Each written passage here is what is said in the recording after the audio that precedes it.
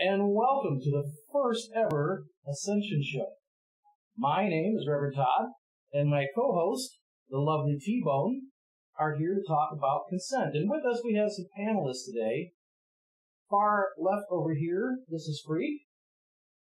Next to him is the lovely Magdalena Knight. Obviously, my co-host T-Bone. And at the very end here, we have the lovely Kimberly Cynical. And today our topic we're going to talk about is consent. Now, consent is extremely, extremely important, not only in the kink community, but also within real life, dating environments, at workplaces, etc., etc. We want to talk about the various implications of consent, along with the complexities that are involved with consent, especially in a lifestyle such as this, where boundaries can get a little fuzzy sometimes, or at least appear to.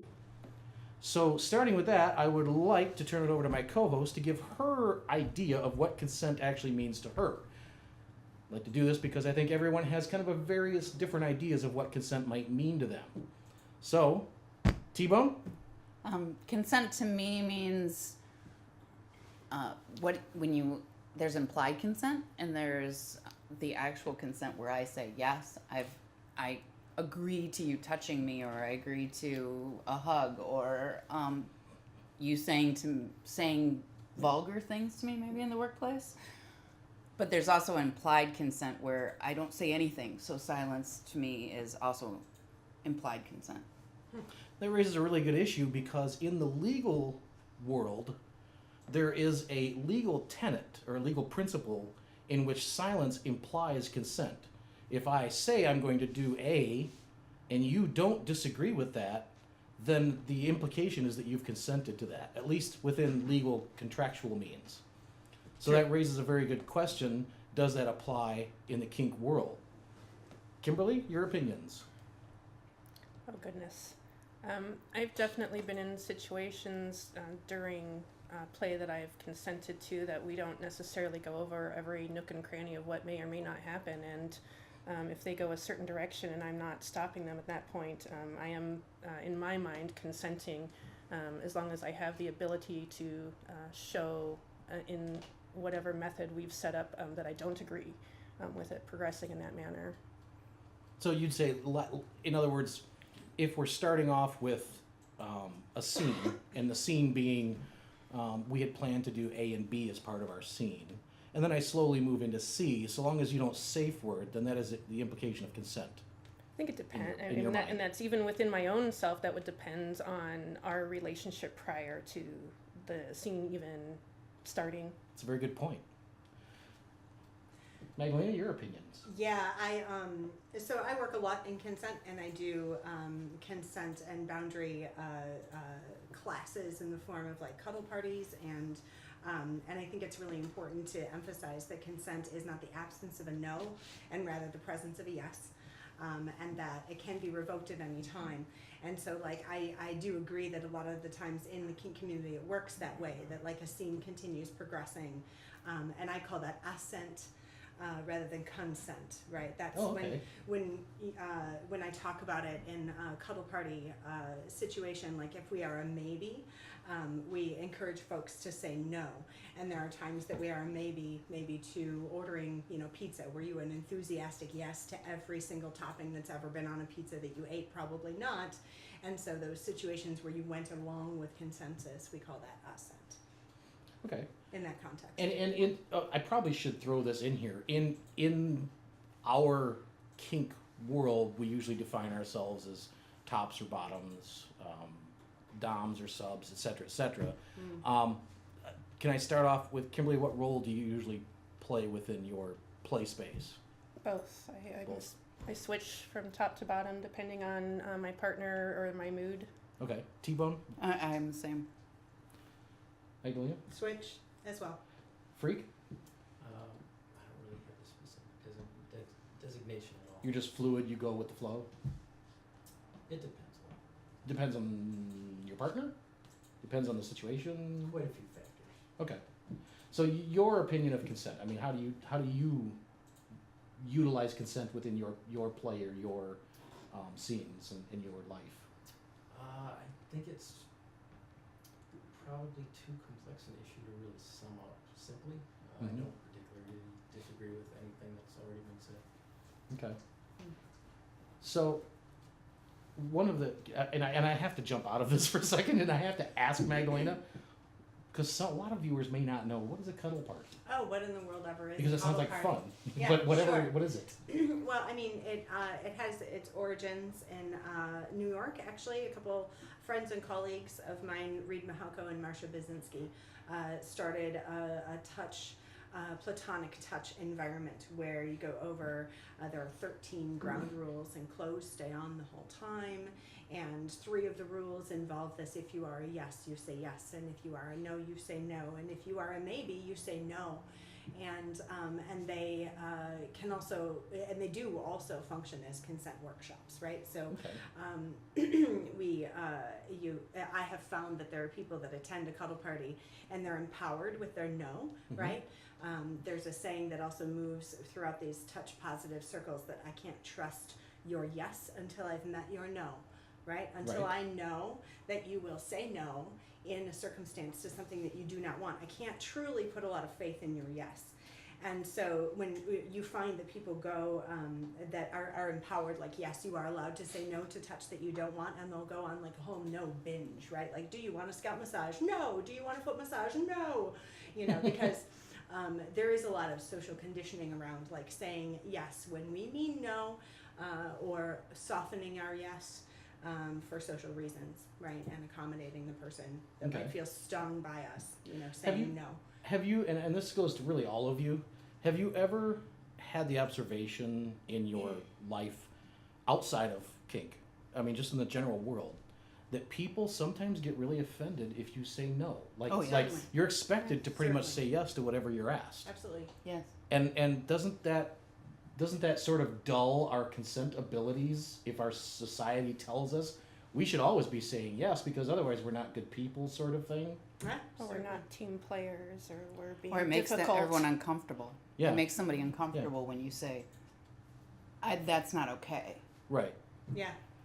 So can you, and I'd like to know, can you all maybe, and I'll start out myself, an example of a situation where a consent was explicitly revoked during a scene or a party, in which case I was doing a breath play scene with someone, and because when you're doing breath play you can't necessarily use a safe word, they tapped out, and that immediately we stopped everything and we went to being just safe and close and making sure that they felt they were in a safe space, because at that point consent stops. There is no consent. I'm not gonna Right. do anything at that point other than what we've agreed upon as aftercare. I think a really sophisticated player would even negotiate that like, what happens if I must read, right? How do we recover from that moment? Right. If I have to drop the kitten bell or tap the leg or do whatever, you know, my signal is to Right. stop the scene. Like, how do we recover, and how do you make me feel safe again, right? Or what Mhm. have you. I think dropping the kitten bell is a really good point, because in a lot of in scenes where a person can't speak their safe word, and I'm thinking scenes like breath play, scenes like where Anything where the the mouth bottom is covered. mouth Yeah. is obstructed by a ball gag or a ring gag or anything, there has to be some sort of a cue for their top or their dom or whatever to know Yeah. that this is it. This is my safe What word. about the cue when they don't have the ability anymore to say no, like subspace?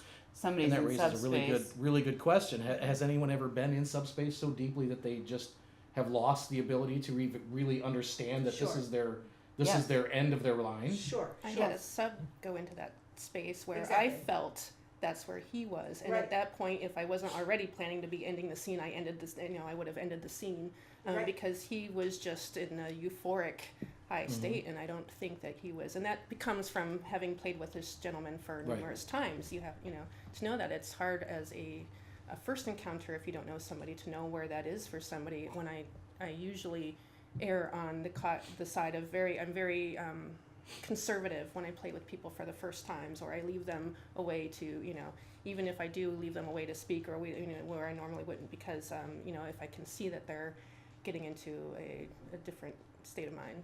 Absolutely. And I've encountered it as a co-top as well, you know, where my bottom went like non-verbal, right? And my other co-top continued to go beyond what I felt was an appropriate boundary. So there was not an explicit revoking of consent on the part of the bottom, but for sure I felt that we treaded into territory that was not negotiated beforehand. And by nature of our negotiations beforehand, it was supposed to be something of a casual scene, right? And so now Right. we're going into their nonverbal, and we're having a more cathartic scene. So it felt to me very much like outside of what the negotiations had. Okay. You know? More of what I would consider like a service topping type of scene where I guess I have these parameters in my head. If I've not really played a lot with the bottom, Right. then I don't know a lot about them. So Yeah. I'm not sure where their boundaries might be. So at that, I still see it as service topping up until a point where I've done it with it. I've played with them enough times where I kind of get an idea of where their boundaries are at, Okay. and I kind of can read their nonverbal cues. Yeah.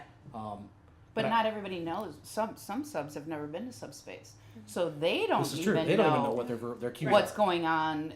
That's a They really just good start point. feeling euphoric, and they trust the person that they're with, and that's not always the best thing to do. Well, That's really. Yeah, Have in you ever that had scenario, You that ever had gentleman someone- would have agreed to anything I would have said at that point. Right. You know, and he was still aware enough, you know, he wasn't verbal because he was not able to be verbal from what Right. we were doing, but he still had the ability to communicate. He could have not, I mean, you know, and he would have in that state. I have no doubt on that, but I didn't feel that was a proper, you know, It seems like an ethical and responsible dominant position to take, and it seems like we might have covered this before when we touched on the conversation once before about like you know, stay more in the shallow end, right, and leave them wanting rather than to go too far too fast. Right. With somebody that's brand new. You can always take them further the next time. You can't take back where you went if it was too far the previous time. So that leads us really into an issue, I think, of character, where a dominant.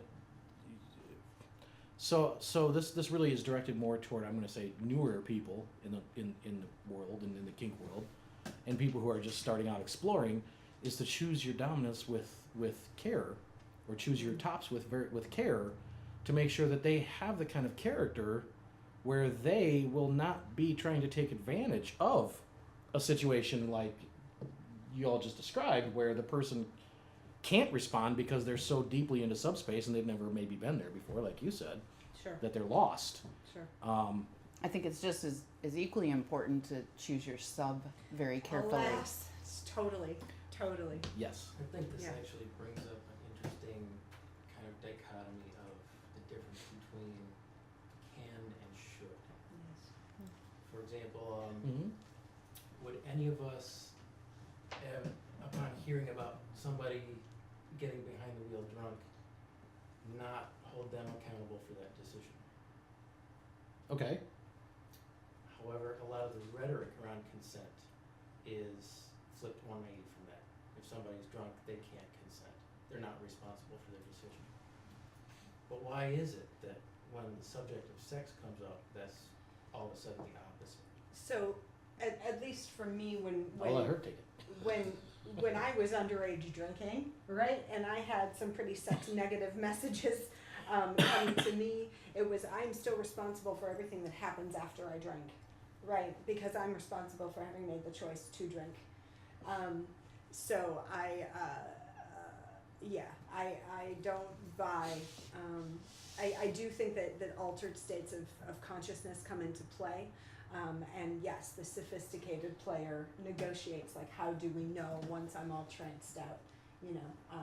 I think it's both people are accountable. For sure. If you approach somebody who's drunk to have sex with them, then you're accountable for that decision to Right. and the person who drank is accountable for their actions. You got drunk, that's your accountability. What happens after there is you allowed yourself to get into a situation Were out where of you were control. vulnerable, Yeah. and you put your trust in everyone around you. Yeah, you're accountable for that. Right, and that gets back to whether you can or should do something. Because you could ask a drunk person for a ride, and technically they're still accountable for that decision. But you really shouldn't, because it's not a good or ethical thing to do. Right. I agree. Okay. So I think we all agree that when it comes to issues of consent, that it is really the responsibility of both the top and the bottom to negotiate this, negotiate the scene, negotiate what happens after the scene, negotiate what happens if the scene gets interrupted. Basically, a lot of negotiation. Does that take the spontaneity out of it? And that is a question that I don't know an answer for. I'm just asking for the general I don't think so. group It consensus can here. be really, really sexy to ask a partner of a long time, can I kiss you? Would you like me to bite your neck right now? Right? Mhm. There's a way to eroticize consent and make it fun and make that negotiation collaborative and very, very saucy. You still can't negotiate down to the And right? nth degree. Just like you said, there's still going to be lots of room. And you can negotiate to the death, to your death, but still, somebody's going to have some buyer's remorse. Yes. That happens. And they're going to come back and say, well, I didn't consent to that. Or, So you know. so give we all know, but I mean give the audience an example of buyer's remorse that either you've seen or you can imagine in the community.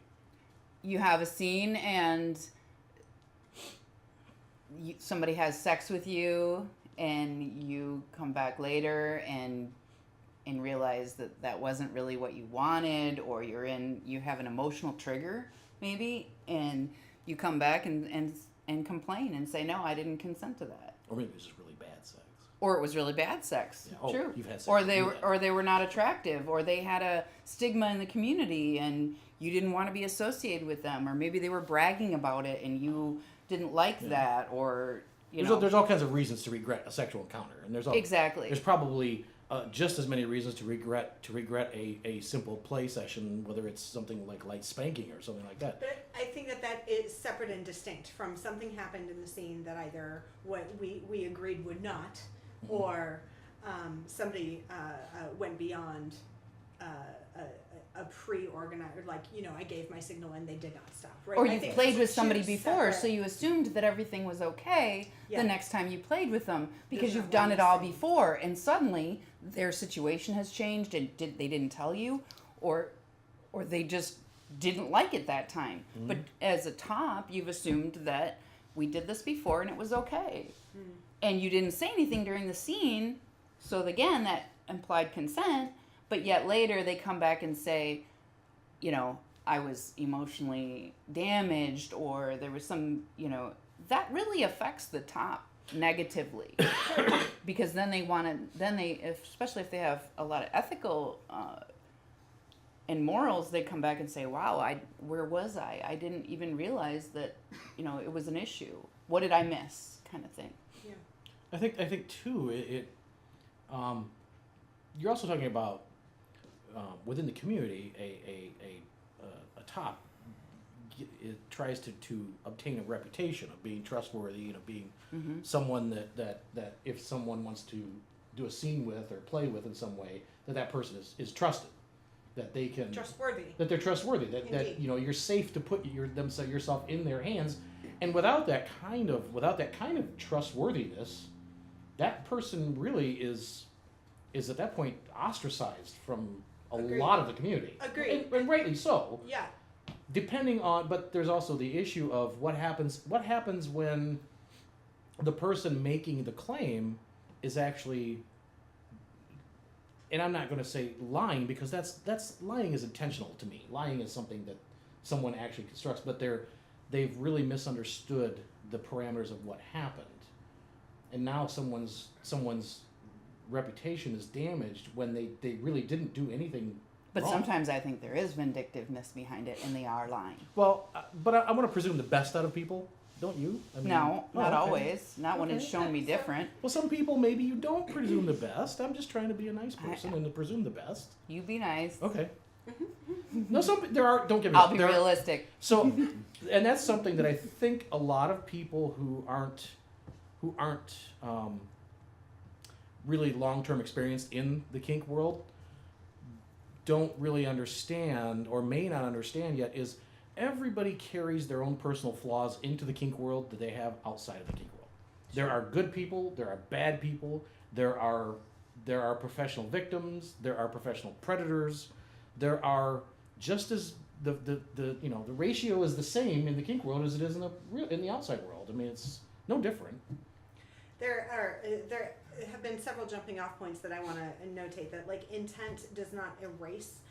And intent is not greater than impact. So if somebody's feelings were hurt or were psychologically damaged after a scene, yes, our reputations are of course absolutely important. And I wanted to also emphasize that like as kinksters, as perverts or what have you, we live and die by our agreements and we live and die by our reputations. And so of course we all got like really get our hackles like really up about this. It sucks to be complained about. And it also sucks to have your complaints not trusted. Right? If you've had a legitimately bad experience, right? Well, I think that in the intent, when you say somebody's as a submissive, I have been had a trigger, and those are my triggers. I get it. I never blame, but I've heard in the kink community people blame other people for their triggers, but that is in no way the top's responsibility or anyone in the room's responsibility. Those are my triggers, and what happens after that is my responsibility. I mean, anything can trigger anybody. I think in the kink community, there's a lot more chances to trigger somebody with PTSD. Yes. Like I have, because of the violence and the kind of play that we do. Yes. And so I think that it's really important for people to understand what a trigger looks like, what somebody who's triggered looks like. And incorporate that into your lifestyle, basically, because that can when somebody who has PTSD, they dissociate, and that is kind of like subspace. They have no ability to sometimes they have no ability to Energy speak. Goes up and out of the body. Yes. Right, and that's a serious, that might look like subspace to some people. Mm-hmm. Right. And they'll continue to play because that's within their boundary, but really that person has checked out. Mm-hmm. So, what I'm hearing, and I think is a little bit of two different opinions. Am I correct? I think or are we? I think I mostly agree with you.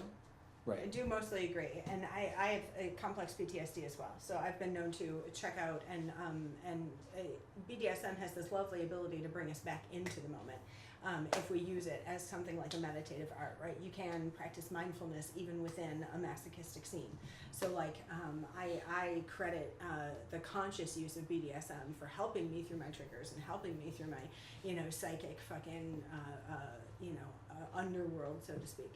So that's part of what I like doing in kink is playing with my demons, taking them out to dance for a while. I think that there's a lot of therapeutic value in doing it for the right reason. But and I do also agree, and I believe in us as a community and as human beings that if we're going to go dancing with my demons tonight, that there's also another meta conversation about like what happens when the demon is like still knocking on the door and I would like to get off the ride now, right? And again, very much like what happens when the scene goes south. Like how do we get me back to center and how do we get me grounded again? Because I do think that creating a scene together is like co-creating. It's a trusting agreement, right? So I don't want my top to like peace out because my trauma gets activated. Right. But we have a whole separate episode on mental health and BDSM.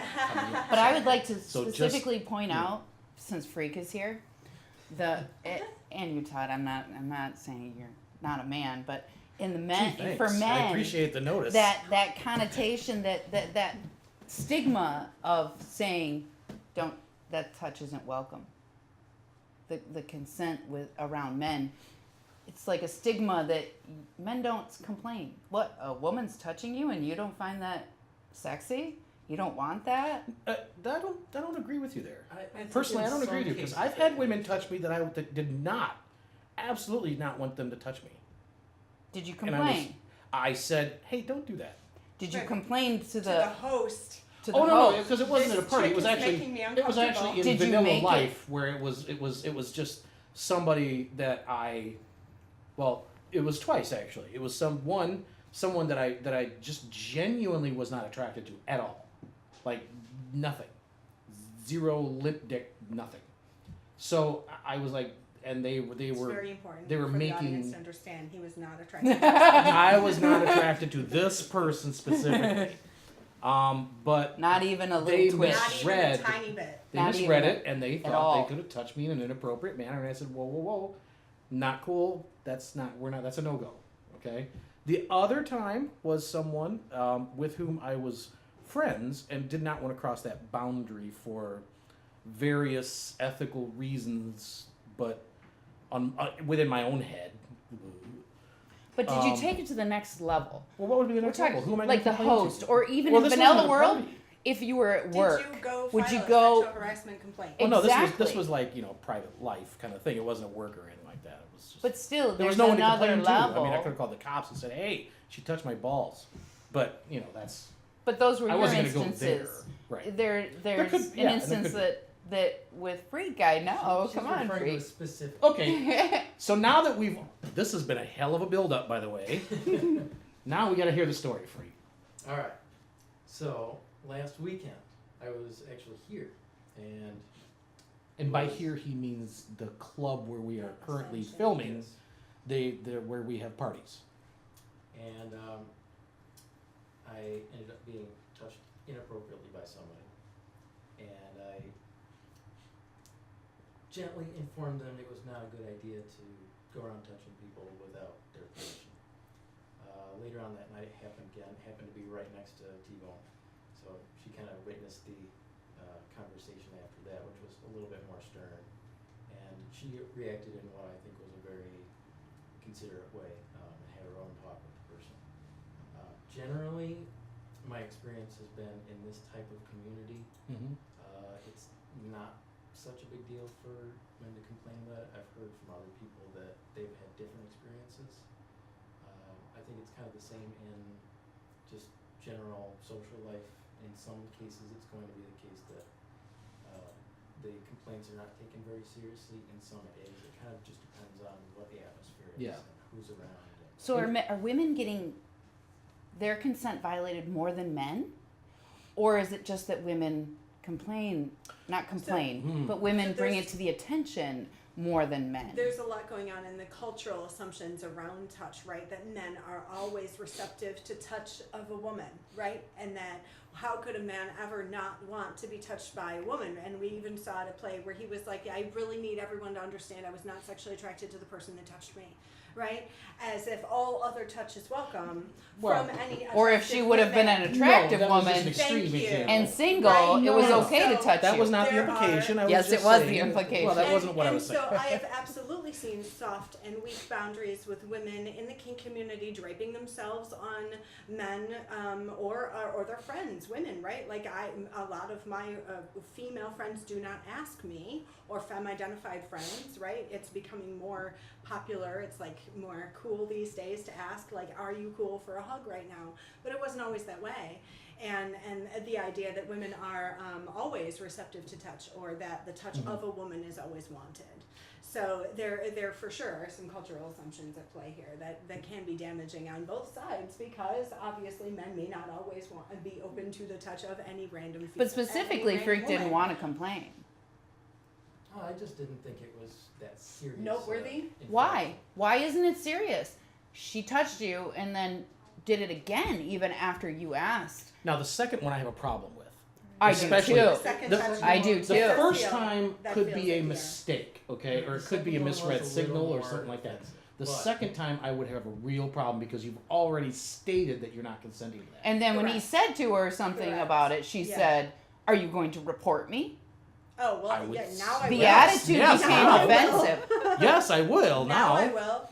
Yeah. It was. Yeah. And there was less- excuses for the behavior. In my opinion, it was less about the actual aftermath than it was about the severity of the incident. I wasn't particularly harmed. It was very quick. I wasn't horribly traumatized Safety by maybe it. didn't feel compromised. And no, I have she a- was probably bigger enough than me than that she could. She could take you. She could probably. I have a. But I think push it's me just around. bringing it to the attention. I mean, and you brought it to my attention after the Yeah. first instance.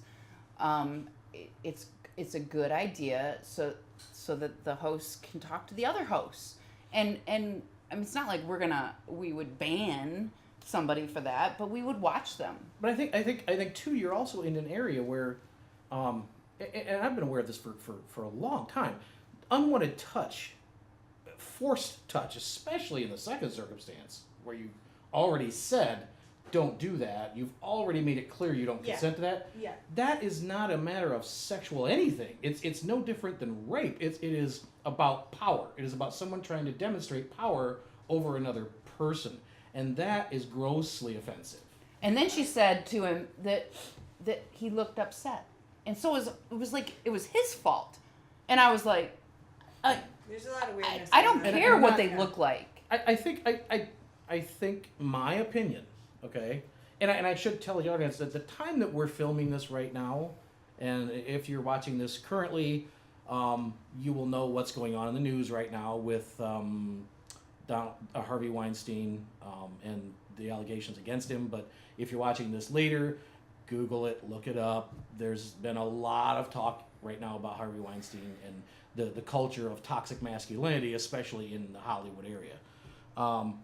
But I think in a lot of circumstances, yes, women can do the same to men. But I don't think it happens as much because I don't think women. I think men are at least today in 2017 obsessed with their masculinity, and the whole. I have been And a hyper machismo. I have been in this performance world of- for a long time, and I swear to fucking God, I have heard the word alpha male thrown around more in the last goddamn year than I've heard in 20 years before this. I don't even know what the hell an alpha male is. Can someone tell me? What the hell is an alpha male? Rare. Your dick is bigger, you walk taller, you punch people who get in your way? I mean, what is an alpha male? You have the I best actually- access to the watering hole. I actually disagree on several points there. Okay. Hit me. The more Not really, I'm credible just- research shows that the unwanted sexual contact and things like that happen in relatively comparable rates between men and women. I could believe Stuff that. like, I could you believe know, that. The CDC put out Mhm. a big report that a lot of people don't want to pay attention to because they want to push the whole one-way victim. Right. There's a whole bunch of others, but Mhm. you know, a lot of the past research has focused only on measuring female victims or only on measuring male perpetration. So you Mhm. just don't. Don't have data. You don't. You're right. You just Right. don't have data. And I could believe that. I Again, genuinely it's can super believe harmful that. Yeah. myth, right? That men are the only perpetrators of sexual crime, Sure. and that And I women totally are believe that. exclusively the victims, right? The other point is, I think a lot of the alpha male talk and the extra machismo and all that is really just a hyper vocal minority. You know, most guys just don't even want to have to worry about that stuff, in my experience. They want to just be regular guys and, you know. But isn't the hyper vocal Not have- minority damaging as much as if it were actually a majority? I think it can be if people actually give it Merit. too much power, too much merit. It seems to be being shouted down enough that I don't think it's going to be that Okay. big an issue. I question sometimes when I hear things like this or I see things like this. Men, I think, especially men who are younger or they grew up in certain ways, but I think there's a large percentage of men who are insecure about their masculinity, who Yes. feel insecure about their masculinity. Right. Otherwise, what's the obsession Aw. with dick size? Yeah, poor babies. Well, I have no sympathy. I'm not saying it's In a right. man's I'm not world, I saying have it's no sympathy. legitimate. Okay, I have no sympathy. Don't get me wrong. I'm just saying that it exists. I'm not saying it is Are you a saying good there's or a bunch of mama's boys? I'm Is that what saying you're I think that there are a lot of mama's boys who are worried about their masculinity, who are worried How are about they measuring it? generally with a ruler that lies. But It's not dick size. well, then why are men obsessed with it? With You dick tell size? me. Why are men obsessed with dick size? Isn't dick size just the male equivalent of like boobs or butts?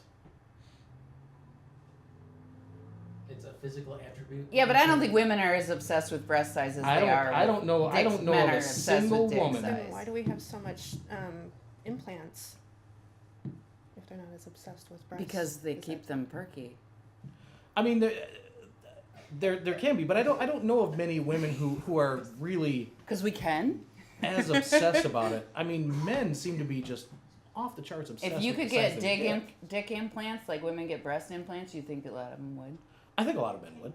I think a lot of men would. They do in their elderly years. I mean, Women there's a- women use that help as them our keep power trip their- to keep you down. I think we all know Just there's so a you whole know. there's a whole subculture of men who inject saline into their dicks. We have Pump. perpetrated You've got that the whole pumps. dick thing to keep you down.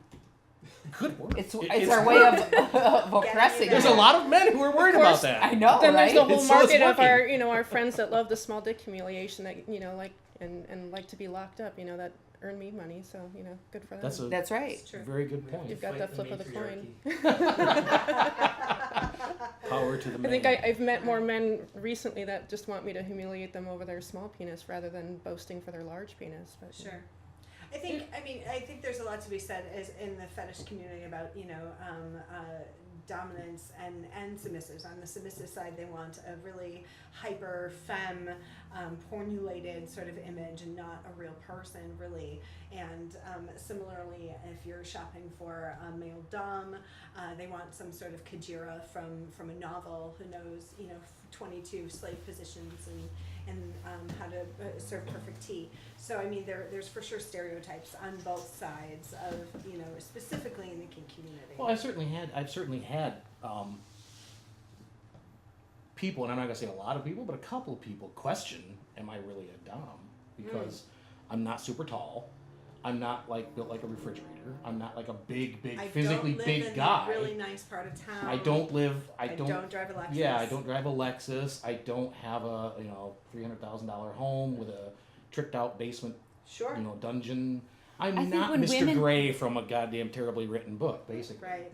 But I think when women started to vote and started to come into the workplace, and now they're supporting 50% of the household at Mhm. least. At They're least. taking a role of power.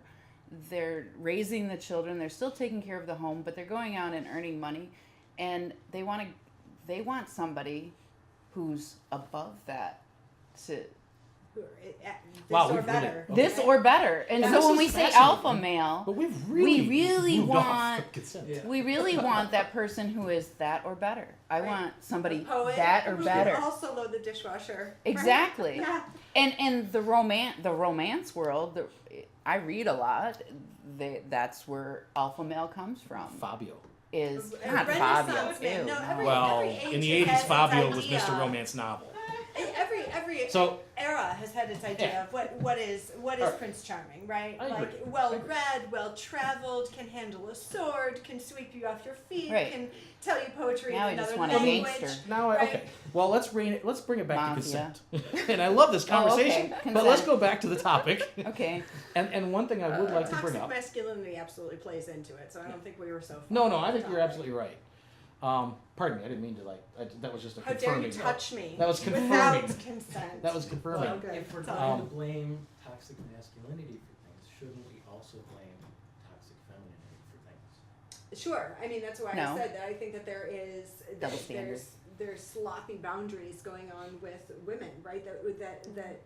And when we were talking about boobs and butts and cock size, we also didn't stop and talk about male gaze and the way that as soon as women gain political and social power, like the ability to vote, beauty standards get again all the more unrealistic. Like waist sizes get smaller, legs get longer, in the fashion magazines, and so there is a proportionate response culturally to when women gain power. There is a dampening down again on what a human, real woman looks like, and I think what the it's- feminine standard. I think it's is. fair to say, So- and just I'm gonna say this, and then I want to bring up another topic.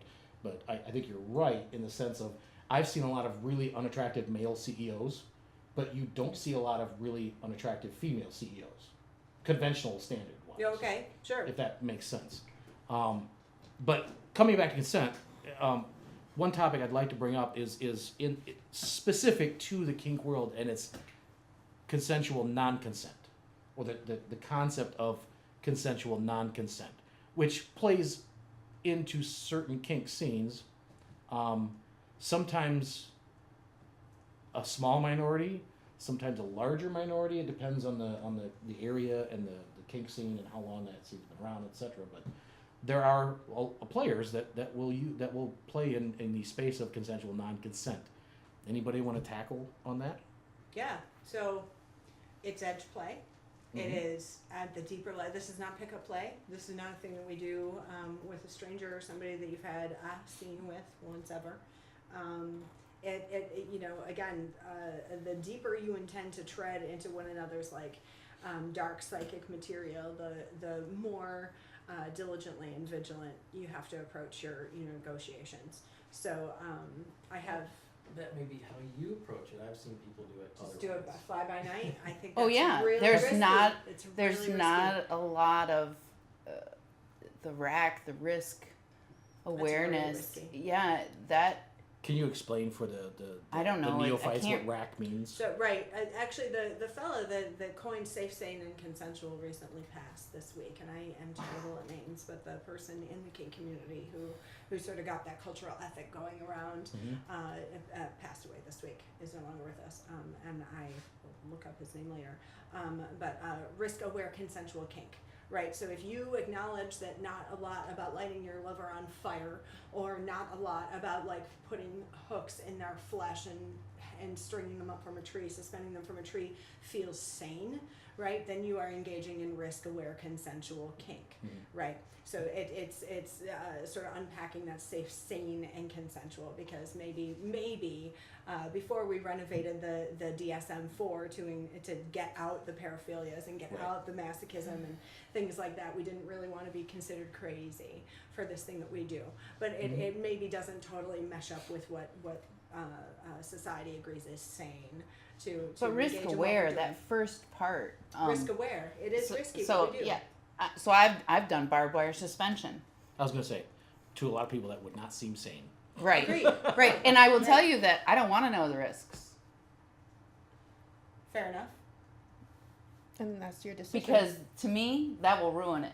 So, okay, Yeah. just polling really quick, and I want to poll. Who here has done, either as a top or as a bottom, a consensual non-consent type of play with a partner? Resistance play, absolutely. Yes. Probably. Like I'm saying. Probably. I'm like probably. Probably. You can half a hand. Let me think. Half a hand. Kim. Wait a minute. Let me think about Half a hand. Probably, most definitely. 3/4 of a hand. 4 fingers. So, Going back to our Right, previous so- discussion. It probably happened with somebody that you'd known for a while. It probably was not a thing that you decided to I do just- just that day. I'm thinking, knowing me, yes. I'm just trying to recall a specific, and I'm having a little bit of a hard time. Got it. so, but you know, I mean, that's 20 some odd years of kink play at the that would end. be So 4 you out know. of 5 of us. And you didn't raise your hand, freak. So I'm assuming you have not done that at this point. Okay. So that'd be 4 out of 5 of us. And how did it play out? I mean, I'm just curious for everybody's experience. Which you can step off from this one, Kim, because you can't recall. a Well, you know, specific maybe one. as I listen, something will, But, trigger I mean, a so exact for you, memory. how did it play out? Like, what was the scene? Or just in general, I mean, how did it go? Did it turn out okay? Yeah. No. Yeah. Absolutely. It was okay It for was you. an enjoyable experience in the end. Okay. Yes. And were you Yes. the top or the bottom in that I scene? was the bottom. Okay. Yeah. So, but it turned out okay, and it was an enjoyable experience. Yes. For you, Same. same? Yeah. I know for me, I was the top, and it turned out good for me, and it turned out good for the bottom, so I didn't see a problem with it. Okay. Um, Win-win-win. Yeah. I remember an instance of actually negotiating ahead of time, something along the lines of, and we're talking about going back to the drinking, and where we were going to play a game with them as the submissive with drinking, and they were going to drink more and more depending on whatever. So knowing where the limits So there you were go. while they were sober before they got, and I know that's a blurry line for a lot of people that don't necessarily Yeah. play with people drinking, but I knew the gentleman for years, and Well, that's what that- we were going to, and we just ended up not having the time. The moment didn't happen because Sure. of other things. but there are scenes that people will play involving chloroform. There are scenes that people will play Oh, involving yeah. hypnol. where it's consensual non-consent Right. play, it's really no different than something like that, or an abduction type of play It is. I involving mean, at the chloroform. point, at some point, when people consider, what level of intoxication are they able, am I going to agree to something when I'm at a certain level of intoxication I might not when I'm sober? Yes. Probably. This is why I don't smoke pot. Because I know I will screw with people I would not screw with because it amps up my hormones even more than they already are. For the record, why I've never done ecstasy. Exactly. I will kill somebody or myself because, whoa. But, it's just, I choose not to do that with that particular chemical because I know what it does to me. And just like I don't drink heavily, so I'm not in a point where, but there are probably points that, I probably shouldn't play this type of play while I'm this intoxicated. I'm not going to do any breath play. I'm not going to do, but I'll do this You're kind aware. of play. Yeah. But that's, again, before, if I'm past that point, I'm not even going to. But if you don't know, But like that's with the pot, same thing you with don't know if somebody who somebody's else is stoned. drinking. Absolutely. You may not Yeah. know. Right. Yeah. Where alcohol, you can smell it on their breath. Right. With pot, you can't. Well, I don't know. Usually people who have been smoking a lot of pot, You can smell the pot. most of the time. I can smell But pot. for feel somebody like that I know, lidded, like really for If somebody, and that goes out to, do you kinda- know the person? Do I know this person as a sober individual? Yes. So am I going to be able to tell if something's Right. a little bit different? Exactly. But Oh, pickup, yeah, yeah. pickup If I- play, if you it's- can't. I mean, This there's is- lots, Pickup play, and there's there's really no lots way. of There's a pickup lot of play going So there's on. a lot of. I think we can all agree.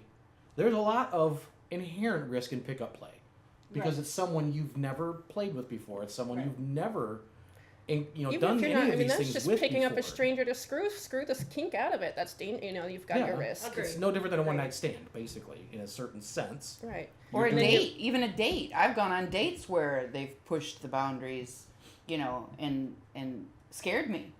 Yeah. Met at a bar, Yep. Met at a And- public place. Absolutely. and They I got went a out my little car too and locked the gropey. door. Yes. Yes. Really? They walked Oh, into yeah. my car, That's got a little too terrifying. gropey, got a little Correct. too, yep, I kissed them before, but they were getting a little bit too handsy, and I'm, Yeah. I'm fairly, affectionate person. I don't get offended, I Mm-hmm. didn't, but, and I'm like, and I It had to has tell a them to different stop quality. several times. I'm like, look, we're not getting into that here right now. Right. So that, And did that I is see an that? interesting- Absolutely not. I'm not going to go see them again. That's a really Right. interesting point, and I want to say this. I'm not, I'm not bragging about being a certain age, but I'm 53, and I grew up in the 60s, 70s, and then I was in high school. I graduated from high school in 1982. Well, in the 1980, 81, 82 era, at least in Ohio, which is the butthole of everywhere, it was kind of common, or at least it was seen as kind of common, that, well, girls are going to not want to have sex in the back of your Pontiac, and they're going to say no, but they, you could probably talk them into yes, and blah, blah. It was a very different world, and it was, if I look back at the way people behaved at that time, it's highly disturbing to me. Now, would you say that we've definitely gotten better about that from that era, that time frame?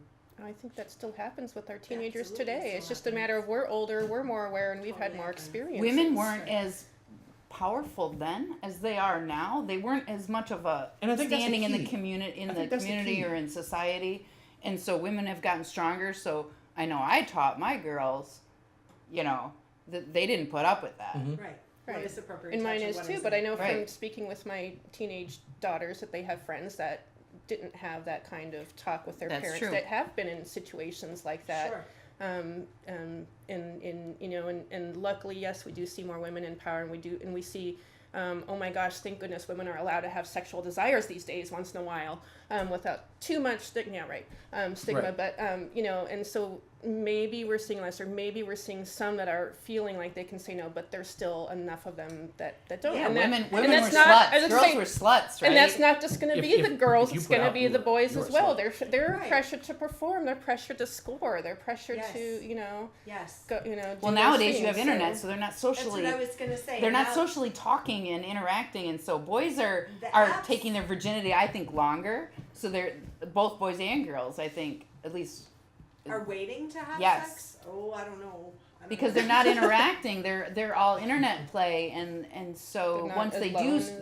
they're not I socially. honestly they're do not socially know the awkward. statistics. I really just, I only know I've my not own seen kids. the statistics. Exactly. I just know what I I hear. know I have a from- daughter, and she's an adult, but I know that she lost her virginity.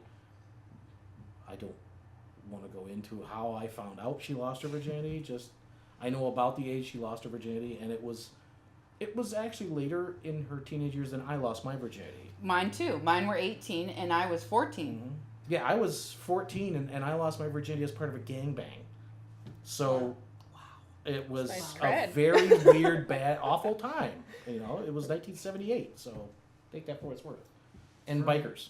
From what I'll say I've no more. seen, the statistics suggest that teen pregnancy is actually more common, which, Really? yeah.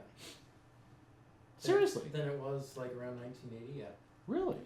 That's surprising. I could be would've- mistaken. I don't Maybe think it's I more would've thought acceptable it was- now? I would've Is thought it more was acceptable, I reduced. think? I think part of it is just kind of a cultural shift where kids are earlier and earlier beginning to experiment with it. Because it was a stigma. If a girl was pregnant in high school, Oh my goodness. she was a slut. She was a sent But now whore. they They have sent her TV to a shows on vocational it. school. Right. Right. Yeah, You didn't get to stay in the regular high school. Thank you. That was me. I was 17 and. But such, now and it's Did you have to more go to accept. It's vocational like, school? oh, I'm now not it's vocational like. school, but I did go to the pregnant school. Yeah, they had to send you to a Yes. different school, I so took you wouldn't be a Lamaze as one So of you my wouldn't bad be- yes, a influences. bad on the influence. other good students. You know? Would you Right. say I'm a bad influence? No. No, I It said was- so you you wouldn't be. Because that was their thinking. If we have a You were a pregnant bad girl in So I high wouldn't school, be. Oh, Yeah. there'll be a right. bad influence Right. on the good girls that are still Exactly. in school. Right. That was the- Separatist. They'll see you Mindset. pregnant, they'll all want to get pregnant, Oh, and yeah. bam, now I'll we've got a glamorize pregnant it. school, high school. Right. All right, so I think we've all basically kind of come to some sort of agreement here on consent and what it means and how it plays out. Any kind of final thoughts anybody might have? Sub frenzy. What? Sub Sub frenzy. frenzy. Okay, really also- quickly, Also, let's throw in what a sub bunch frenzy of is. There's a consent that goes around sub frenzy that, you know, tops have some responsibility. Watching these subs go through sub frenzy and just, you know, Similarly. Yeah. So really quickly, can you tell the viewers what sub frenzy actually is, T-Bone? Yeah. when you start into the lifestyle and you start playing around with the different scenes and trying new things, and it's fire play and it's impact play and it's blood play and it's everything, and you want to experience everything right now, and so you start seeking all these tops because one of them isn't going to be enough, or you seek a top to collar. I want to be collared, and so you go a week and suddenly now you've got a collar and you're happy, and then that guy isn't what he was, and so you go to the next one and you're just all over the place, and that's sub frenzy. Dom frenzy also exists too in the community. Totally it's- dom sickness. yeah, Absolutely. absolutely. Yeah. So that's a very good thing. But it causes you to Good be more point. risk. I think take more risks. Right. For Where sure. you Then where you're you ready for it. put yes, you put trust in somebody you don't even know because you need that Mm-hmm. fix, and so you should. All I'm saying is that consent is important in that aspect. So any knowing other your final safe thoughts? words. Bree, final thought? Well, I can already hear the angry keyboards going, but I want to make sure that Typing with my I'm middle about the right fingers. thing. What I was actually trying to get to with the toxic femininity versus toxic masculinity thing is that there's a lot of rhetoric around there looking for scapegoats for consent violations. It's masculinity, it's femininity, it's toxic this, it's power that. I think what it really actually boils down to is that it's not that people don't understand that these things shouldn't happen, but it's a lot of self-entitlement. Personal responsibility. It's just Lack of personal responsibility. like people would understand that if somebody does this to me and I don't want it, it's unacceptable. But for some reason, some people think because I'm the one doing it, it's not a big deal. Mm. I think Interesting. that is really what's Interesting. responsible for a lot of this stuff. Interesting. Michael, any final thoughts? Yeah, I think it's really important to shift the conversation out of, some of these old predator victim narratives and more into like human beings that fuck up and are on a journey. Most of us, something like 1,000 to 1, even once you include the asexuals. I'm just going to speak strictly about sex. Once we include asexuals, people who would rather not have sex at all, something like 97 to 1, we show up in the bedroom because it feels good. and it's fun. Mhm. So most of us are there to co-create a positive experience, and assuming positive intent will get us a long ways. That's great. Kimberly, final thoughts? Just kind of be aware of what you're agreeing to, what you're getting yourself into, especially as you are looking at the new people. I'm speaking along the lines of some frenzy of, you get so many people that like, oh, well, I'm into anything, I'll do anything, that goes, a long way. And also taking responsibility for yourself, like we mentioned. I've had some things not maybe go the way that I wanted when I bottomed, but I didn't specifically, there was things that I didn't say no to, and so I'm like, you know what, I needed to ask more questions, or I needed to, be a little more whatever, and but of course it's also, once I give that signal, if somebody's respecting it, there's nothing, they've done nothing wrong, as long as that signal is respected. That was my responsibility to communicate that, and I didn't. And so you have to, people make mistakes.